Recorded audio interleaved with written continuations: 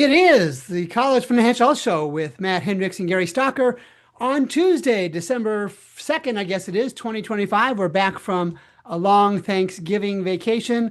And as usual, this is the show that looks at the financial health and viability of private colleges throughout the country. We have updated versions of the app, we have some new pricing. And Dr. Hendricks, Matt Hendricks, what are the colleges we're looking at today, sir?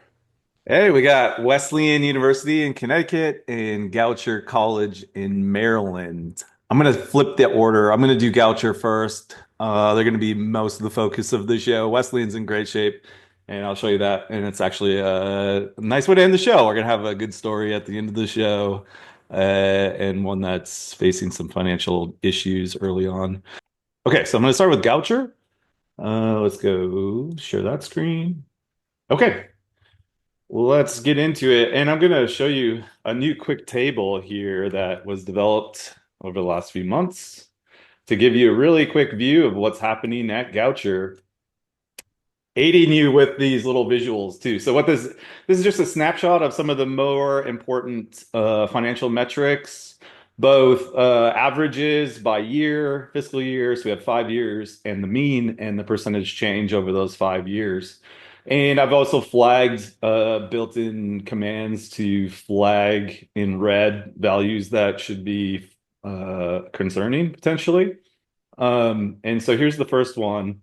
So there's an interesting thing happening with their net assets. So this is where we've been starting the show the last I don't know, few months. Really, the most important metric to focus on is this unrestricted net assets for just an overall sense of how healthy the school is. And you really want to focus on the trend and how big the value is. And in this case, I'm concerned with both the trend and the value. So you can see here it started at 82 million in 2020, and they've lost 17% of their unrestricted net assets in 5 years, and ended at 68 million, which sounds like a lot, but this school is shedding money really fast. About $8 million a year clip right now in terms of deficits. So we're going to get into all of that. But first of all, I got to deal with one thing. The total net assets are increasing. So they're up 36%. Unrestricted net assets are down 17%. Okay, so what's happening here and what do we make of this? So long story short, it appears they've gotten some massive donations for restricted for their endowment, which is great, but keep in mind that a restricted donation like that is not nearly as valuable to the school as an unrestricted donation. And there's a million reasons for that. The main reason is when it's restricted to the endowment, there are lots of laws and other potential rules that were put on the donation that restrict the school from using those funds to support operations. One of the biggest restrictions is that they can only draw a certain percentage of that money each year to support operations. So yes, it's valuable, but in a pickle, and you're going to see the pickle that they're in a moment, they can't use that money unless they somehow convince the attorney general to release a bunch of it or convince the donor to release some. It's not available to, it's not their money, essentially. It's not available to support operations. Really, it's supposed to be held in perpetuity. And if, say, Goucher were to go down, it should go to a different nonprofit. So really, the money that they have available to use to support operations is depleting fast. Okay. And I'll explain, it has a lot to do with their deficit, and they're trying to fill the gaps in their deficit by drawing a ton of money off their unrestricted endowment fund, which is now Ouch. almost gone.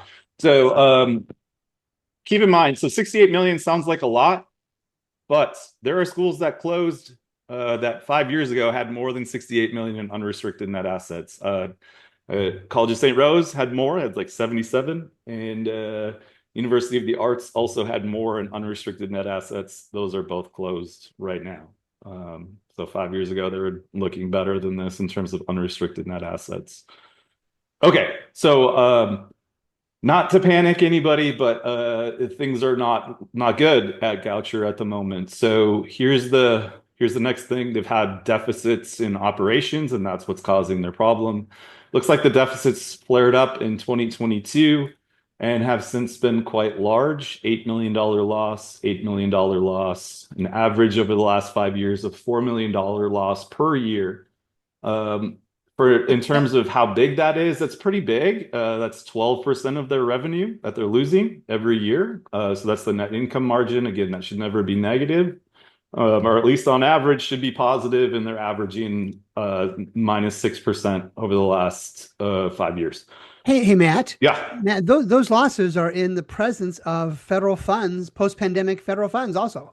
Yeah, so yeah, actually, the one year that they did have a positive number, it was almost surely because of the COVID relief funds here, and the rest of the year is negative, negative, negative. Okay, so why are they running deficits? You can see all of this stuff in this one table. I hope it's really clear and quick for you to see. So they used to have $40 million per year, roughly, in student revenues. And in 2024, that's 8 million lower. They've lost 20% of their net student revenues. That's their tuition, room and board, mostly revenue. So your auxiliary revenue plus net tuition revenue. So we'll investigate why I'll just give you the answer. They're losing a ton of students. Enrollment's way down, and I'll show you that in a moment. Other things to be worried about here, CapEx to Really depreciation. You low, want really this number? low. Yeah, this is one of the lowest I've ever seen, actually. Yeah. I would love to go to this campus and see what it looks like in terms of deferred maintenance potentially, or just old buildings, really old technology. Because usually this is what that means, right? You go for 5 years in a row with a CapEx to depreciation ratio below one, and they're way below one. Yeah. That means basically you're not replacing anything that's wearing out for the most part, right? So it could mean that. I don't know that for sure, but I have a strong feeling that the computers are old. Wi-Fi is probably old. Buildings are old and perhaps not maintained properly. And you'll see how this compares to one that looks good, Wesleyan University, here in a minute. But anything below one is really bad here, especially over a 5 year period. You should Yeah. average Yeah. above one. Um, okay, so the other one that is I'm going to flag. So there's some other stuff here, but I want to speed it up a little bit. Take a look at these draws, Gary. Yeah. 8% Hi. draw, 6, 4.6. That's the closest to normal they've had. That's still high. 8%, 7.9%. These are way too big to be drawn on your endowment every year. And almost surely the reason they're doing this is because they're running deficits. So what's happening is if I were to correct these endowment draws to be 4.5%, which is normal, these deficits would be much larger. Because what happens is this money's pulled out of the endowment and it shows up in operating revenues up here, which is holding their operating revenues higher than they should be, right, with a normal draw. So what do we do is called adjusted revenue. If I adjusted this revenue, it would surely be far lower today than it was in 2020. In nominal terms, in real terms, is way lower. So their Plus, their revenue. endowment value is shrinking in relationship to their competitors. Yeah, so interestingly, so there's a lot of nuance here. Their endowment's actually up 53%, but it's really just because Right. there was a couple of huge donations. It looks like there was one here from 191 to 259, and then there was another one. It looks like right here between Right there. 23 Yeah. and 24. That was a 50 million, I think I read. These are restricted down donations for the endowment, which sounds great, but everybody needs to be very clear that this endowment is not healthy, and I'll show you why in a moment. Almost all of it is restricted at this point. And the amount of money that they're using every year to sort of fill the gap is almost gone. And I'll show you that when we get there. But just to make it sure everything is clear here, let me show you unrestricted net assets, percent change. Okay, unrestricted net assets should not be decreasing. They're Yep. down 22%. And in real terms, if we adjust for inflation, really quick adjustment tool now, they're down 40%. So this school is heading to zero really fast. And this can go very fast. Like I said, some schools that have closed already 5 years ago had more unrestricted net assets than Goucher does right now. So reasons to be concerned here. This is really a nosedive on unrestricted net assets. Let's take a look at the revenue side. Let me show you why. what's happening to their student revenues, and then dig into what's causing that again. So do student revenues. All right, percent change. Again, this is not normal for student revenues. This should not be down 34%. All right. They should be up at least 5% in nominal terms. In real terms, they're down 50%. Because you've Okay. got percentile markings there for the 25th, 50th, and 75th, right? Yeah, this is, among the worst in the country. All right. This is the bottom 25% of schools will be in this range right here. And you can see they're well off the cut, right? Yeah, So right. Um, yeah, most of the schools are hovering right around this median, all right, in this area. Half the schools are in this range, and then 25% are up here, and 25% are down here. So serious problems on the student revenue front, and we like to investigate what's going on. I'll go back to nominal terms, but it can be a price impact that's causing this, or change in enrollments. Remember, revenue is price times quantity, right? So you got to look at both, Yeah. not just quantity, which a lot of people in higher ed just want to focus on the quantity part, right? I've said that Uh, before. yeah, it's always, yeah. Okay, so the price looks fine to me. They did have a shrinking net price per student. Again, this is total. This would be room and board as well, embedded in here, but they've since brought it back up, and that looks about maybe right potentially for where they've been historically. But I suspect that price is too high because wait until you look at quantity now. I'll show you students. If your price is too high, this is what's going to happen. All right, just basic supply and demand. Um, and you can see what's happened to their enrollment as they've brought that price back up, right? Like that, yeah. Enrollment has done this. Okay. Let me reset that. So lots of problems here. So obviously you have a dip with COVID, but for most schools that meant a short dip and then back up. Actually you can let's see, percent change. Yeah, you can see it's sort of leveling off again for most of Yeah. these schools, but they just continue to lose students. So we're down 33% on students since 2016. Almost all of those losses have happened since 2020, um, which coincidentally was like the same time they launched an initiative with EAB. So I'll have more to say about that in a second. It's hard to do worse than this, to be honest. Just think about this. If you enrolled zero freshmen, right, and maintain the same retention and everything, what would happen to your enrollment year over year? All right. Think about Yeah. that. The worst possible scenario, you don't enroll any freshmen, your enrollment will fall about 20%, right? Okay. So this is a pretty catastrophic loss. And for every year you lose about 20%. Certainly that they've done better than that here, but just to give you a sense of like the worst you can possibly do is lose 20% in a year, really. And they've lost a ton. So just to give you a sense of these things don't move very fast, right? They don't move fast up, they don't move fast down either. Okay. So where do I want to go with this? All right, how can we fix this school? How can we help this school dig out of this financial mess? Actually, let me back up one second. I got to show you about the endowment, what's happening with the endowment. And for that, I'm going to switch into their audit really quick. It's really important that the folks at this school understand what's been happening with the endowment because it's about to impact them quite a lot by my calculations here. So they used to have over $50 million in unrestricted endowment assets, and now they're down to 28 million. And so why am I concerned about this? Look at how much they're drawing from their unrestricted endowment every year to plug the gap. So I'm assuming to plug the gap with their budget. They drew $9 million on a $37 million unrestricted endowment balance. That's That is a ton. 25%. That's a lot, right? Yes, that's a lot. And they did it again in 2024, 7 million on a 33 million value. We'll see the 2025 audit soon, but if they did this again, they're down to about 20 million in Yeah. unrestricted endowment. So how many years is this going to go on? Maybe three more, right? 20 million, 7 million ish. 3 to 4, yeah.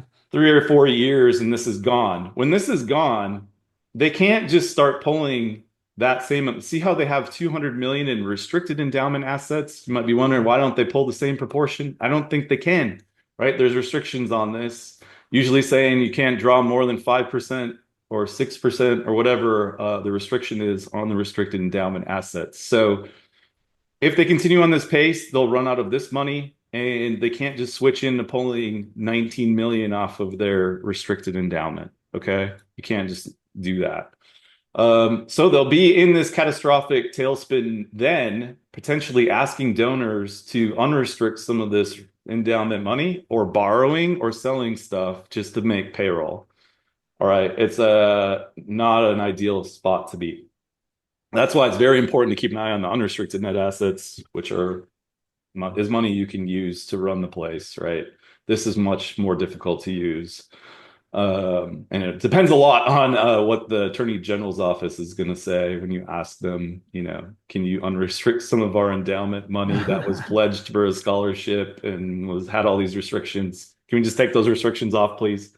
And Matt, we've seen attorneys general across the country do that, but Mhm. that's still not a good thing because once those even restricted assets are gone, how do you recover from that? You don't. Yeah, and it's just like what do you call it? A feedback loop, right? Like, what are you going to do? You're going to go ask more donors to donate more money when you're taking 8, 9% off of that every year.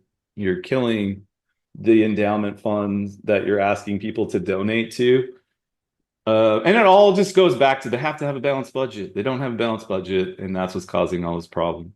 I just want to make sure that's really clear that this runway is getting very small for the school to right the ship. Not that they don't have more options after that unrestricted runs out. Like I said, like places like Drew and Ryder have been pulling restricted money for years. But they're in different states, right? I don't know what the Yeah. Maryland Attorney General is going to say. And I know the Michigan one was not on board with that either, right? So it kind of depends on who you get. All right. Okay. So how can they get back to a balanced budget? All right. Let's take a look at the expense side. Starting there, that's where they're going to have most bang for their buck right away. So we're going to start on the big expense items. I'm going to go up to employees first. What do you suppose I'm going to see here? It's almost every show, right? I mean, I It's hope. growing too much in relation to revenue. Yeah, I mean, I email CFOs. It's like, hey, you guys, do you realize you have more employees than you do students? And they like don't even know. This is something that you should know. All right. It's you generally not going to be sustainable to do that. Okay, so the number of W-2 employees at this school, and I'm going to look at everything relative to their inflated operating revenue. So keep in mind that this is looking better than it should because this Yeah. operating revenue needs to be lower. They can't be supplementing with an 8% endowment draw. It has to be 4.5%. So really, all of these numbers will be worse than what I'm showing. So, but anyway, even with their inflated operating revenue, this is too high. All right, that's too many employees per million in revenue. So they have 21 employees per 1 million in revenue. They need to get closer to 18. All right, which doesn't sound like a lot, but believe me, it's a lot. All right, to go from here to here is probably hundreds of employees to cut back. All right. So that's your first clue. And there's a whole bunch of them. Non-officer salaries and wages, way too high. Okay. Again, it's probably after I adjusted the revenue, it'd be in the top 25% in the country. And again, they don't have a massive endowment to support that. So they need to pull this back down. Again, too much in payroll, probably caused by too many people. Payroll taxes. The reason payroll taxes is too high is because they're paying too much in Yep. payroll, right? I Yep. mean, that's pretty simple math there. But so they also have the other catch here. So simultaneously Oh, having a lot of goodness. staff and a lot of contractors is almost never going to work. Again, unless you're Harvard or Yale or Princeton, and they are certainly not. This is way too high. This is number of contractors per 1 million in revenue. A normal school has a third of a contractor per 1 million in revenue. They have almost zero point 0.6, almost double that. All So right. Matt, I'm gonna jump in here because we see this regularly. You and I do this show every Tuesday, and it's fair to say, and feel free to correct me if I'm wrong, that higher education as an industry has a chronic inability to manage its expenses, period. Not everywhere, but in too many places. Yeah. Yeah, you just have to like how many people are going into these meetings and saying, "Hey, we got a problem and this doesn't look right. Let's dig into it." Doesn't happen apparently very much. But I'm having these meetings with folks, with presidents and CFOs, and they're like, "Whoa, okay." And we start digging into numbers and find, wow, yeah, there are a lot of extra people here, a lot of extra people there. What were we thinking, right? Like a lot of them are student workers too. So we're digging into that issue. So it's really all over the place. You need to start looking, right? There's not a lot of incentives in a nonprofit to right size the staff, right? Until it becomes a catastrophic event, right? Yeah. Whereas in like a private business that's really looking at their profits every year, they're gonna just naturally make sure that they have the right number of staff, right? Whereas a university, there isn't a huge incentive for them to do that every year unless the board demands it, and most boards are not demanding that. Okay, so that's why I think that's happening. Okay, so let's take a look at officer spending per 1 million. That looks okay, Yeah. but I think they have the number of W2 staff making over 100K is high. Yeah, it's high. All Well, right. yeah. So all of these, all the staff numbers need to be looked at. The contractors need to be looked at. And it's probably I'm actually I remember I did look at this earlier. Here's their total fees for services. This is not even all the contractor spend, which will be embedded in different categories in the 990. But just take a look at how they're just way off the norm here in terms of how much money they're spending on vendors, on contractors. So I'm gonna go right down and show you probably one of their biggest pain points here. Color is not good, Goucher. And almost every line item is Look at colored. that. Yeah. Whoa. Okay. So they have 1,200 students. Okay. So I'm just going to go one by one down these contracts. And this is what they need to do, right? In much more detail than I can. They have over probably 50 contracts. I can't remember what the number was, 40 something. Those are just over 100K. They probably have hundreds of contracts, right? And they need to just go through each of them, ask questions, right? Do we need this contract? If yes, is there a better deal on this contract? Those are the two questions to ask for everyone, right? And go through the list and start chucking contracts and renegotiating the bad ones. And here's the bad one. Bon Appetit food service, $3,700 per student for food service is very, very high. I'm going to show you a school that's rich in a moment, and they spend less than half of that, Huh. okay, per student. And they've been doing this for a while. So Bon Appetit, 3,000, that's too high. Bon Appetit, 2,600, still high. Again, 1,700 is about normal, and that's actually where Wesleyan's at. EAB is another one. So they must have just started the contract here. Yeah. Yeah, it looks like, well, maybe not. I don't know what the deal is with that 2021. 2021. Oh, they were 2021 was everybody's remote, right? Yeah. So, hey, Yeah. at least they got a deal then. So, I don't know how you spend $800 for when everybody's remote, but anyway, so the food service contract does not look good. This is an extremely expensive food service contract.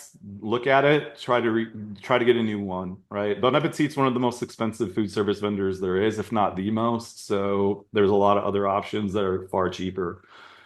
Okay, construction. Yeah, hard to know what's going on there unless they're doing deferred maintenance stuff. That may be okay. Workday, this seems high. I don't know. $1 million for Workday seems high. 500K for Workday. I would shop that. That seems high. I don't know exactly what's going on. This contract is problematic.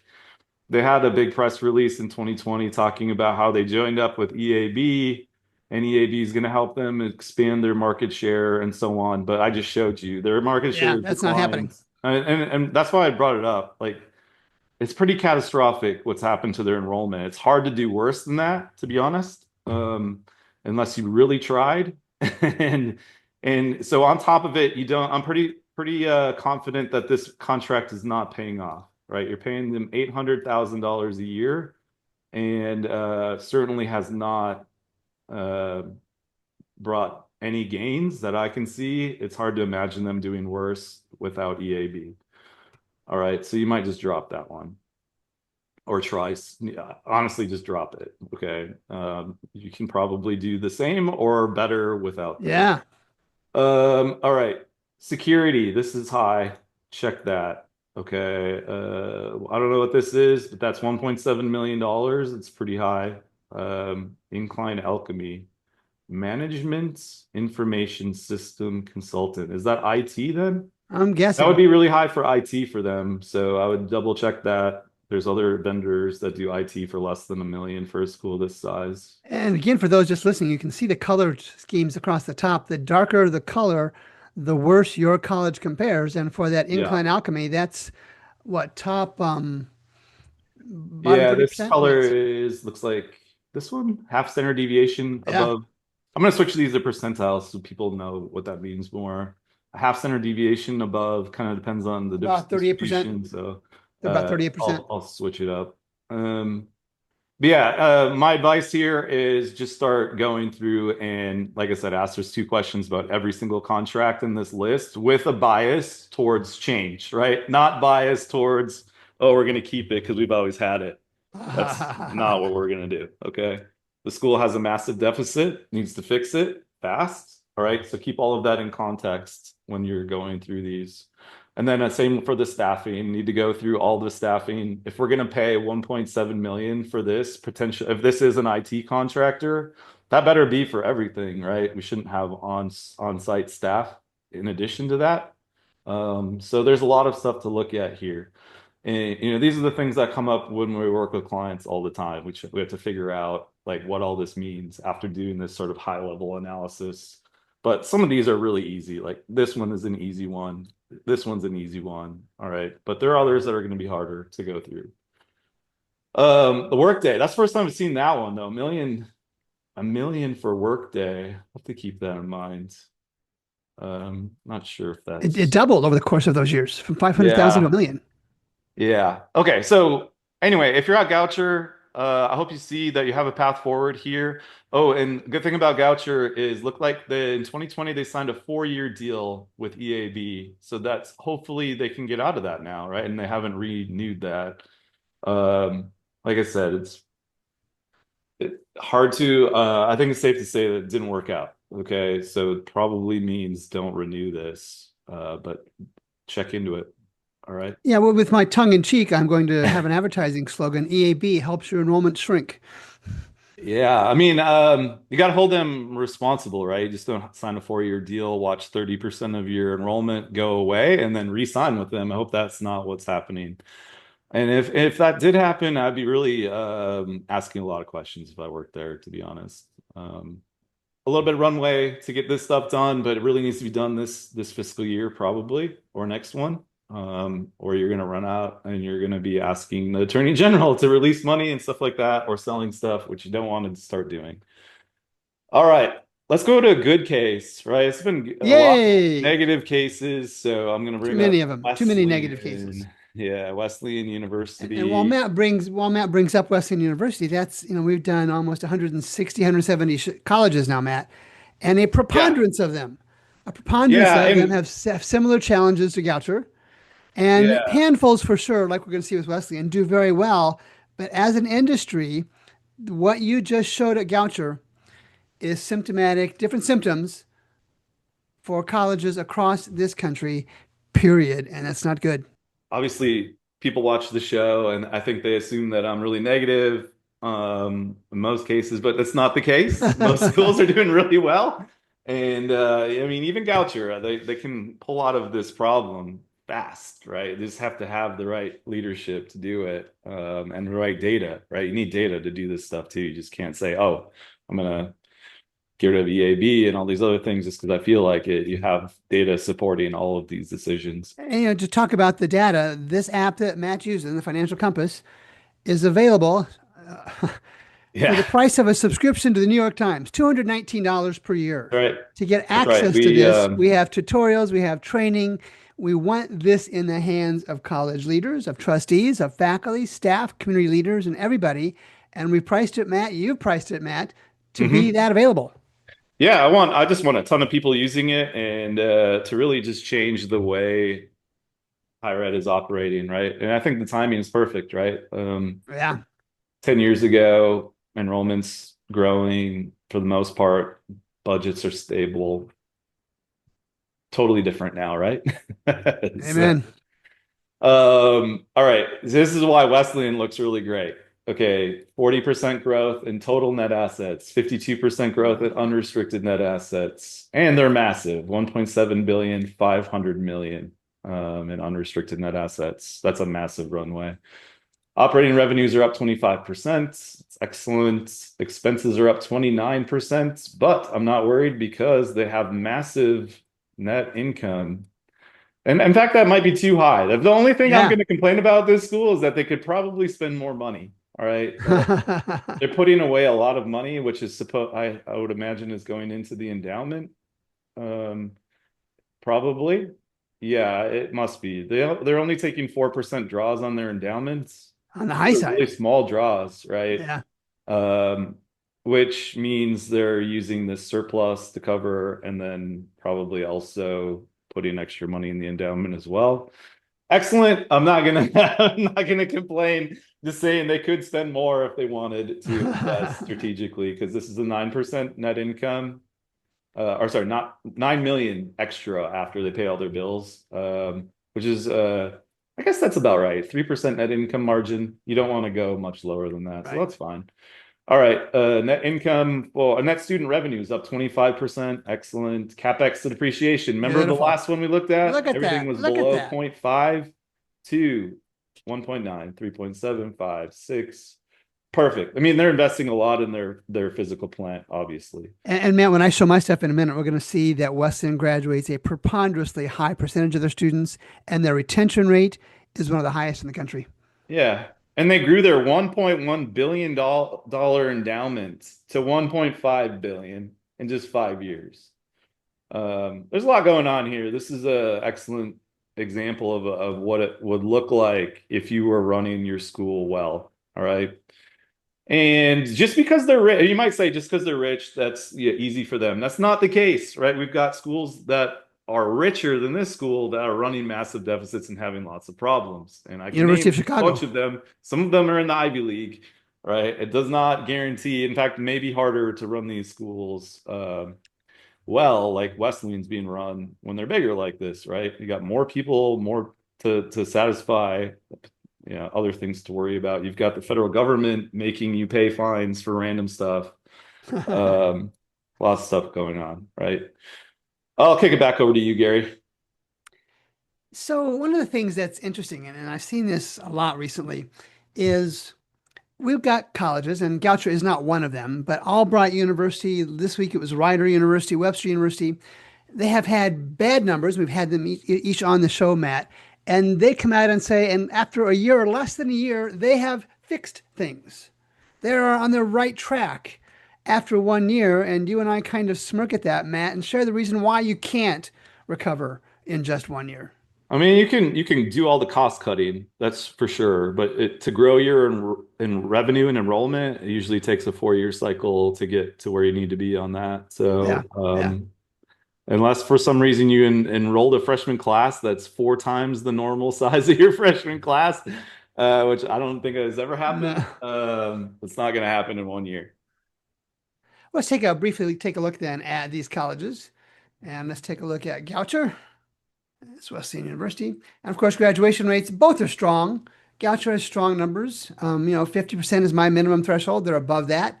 Yet, as we see week in and week out, colleges that are at least graduating students still, Matt, have financial challenges. And like I said, Wesleyan, as I listened to your presentation, I knew what I was coming up with mine.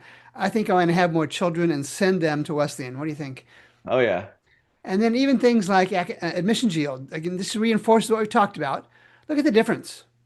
Wesleyan, the folks who get a letter of acceptance to Wesleyan go there. The folks that get a letter of acceptance from Goucher, not so much. And Hmm. we see that reflected, and that's, to me, Matt, that's the market speaking, because 10 out of every 100 folks that Goucher says will admit you, 10 show up. Out of every Yeah. 100 at Wesleyan, 32 show up. It's And another that's, indicator that perhaps the price is too high at Goucher too. yeah, it could be. And those, the Ivies and some of the Power Fours are higher than that, than Wesleyan, but really good numbers.